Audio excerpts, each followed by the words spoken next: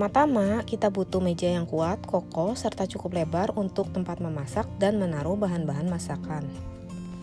Letakkan meja di tempat yang cukup terkena sinar matahari, sehingga kita tidak memerlukan lighting lainnya. Sinar matahari yang cukup membuat videonya terlihat bagus. Untuk menambah variasi alas, kita dapat menggunakan alas foto. Alas fotonya kalian dapat beli secara online. Selain untuk video, kalian dapat menggunakannya juga untuk keperluan fotografi. Oke, lanjut. Untuk alat ketiga yang kalian butuhkan adalah lazy pot. Oke, seperti ini bentuk lazy potnya. Di bagian bawah lazy pot ada capitan untuk menyangga lazy potnya, seperti ini. Dan di bagian atasnya ada capitan juga untuk menjepit handphone kalian. Oke, lanjut ke alat keempat ya. Nah, ini dia alat yang saya ciptakan untuk menjepit lazy potnya.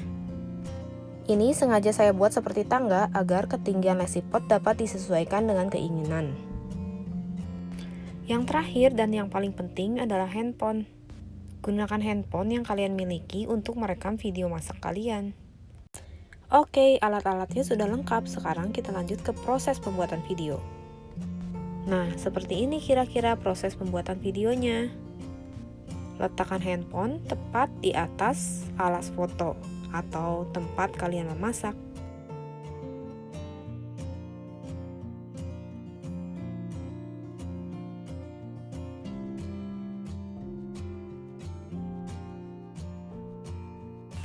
Oke, jika sudah cukup jelas, selanjutnya kita akan lanjut ke proses pengambilan gambar.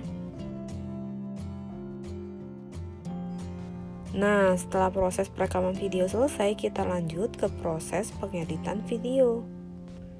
Kalian dapat memilih aplikasi video editor yang sesuai dengan handphone kalian. Di sini, kalian pilih video-video yang akan kalian edit. Oke, untuk proses pengeditannya, kalian harus belajar menggunakan aplikasi yang kalian install di handphone kalian. Di aplikasi video editor, kalian dapat mempercepat, memperlambat, atau membuang bagian yang tidak kalian inginkan. Dan juga kalian dapat menambahkan lagu. Nah, seperti itu kira-kira proses pengeditannya.